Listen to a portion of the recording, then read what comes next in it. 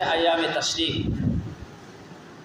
এটা প্রত্যেকটা মানে ওয়াক্তে এই 9 তারিখের ফজর থেকে শুরু করে 13 তারিখের আসর পর্যন্ত প্রত্যেকটা ওয়াক্তে ফরজ নামাজের পরে কমপক্ষে একবার বলা ওয়াজিব, কমপক্ষে একবার বলা ওয়াজিব।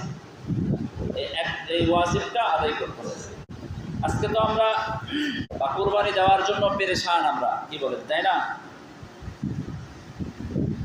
কুরবানি দেওয়ার জন্য যেরকম পেরেশান,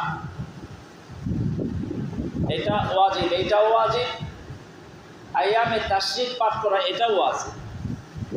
কথা বলছে সমান সমান, কি দুটারই ফজিলত এক, দুটাই ওয়াজিব।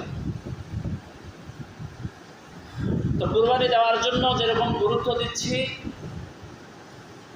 বা দিয়ে আসতেছি, এই আইয়ামে তাশরিকের ব্যাপারেও তেমনই গুরুত্ব দিতে। কি বলে, কম বেশি করলে হবে? হবে না। আজানের সময় আজানের জবাব দেওয়া এটাও ওয়াজিব। কি বলে, এটাও ওয়াজিব।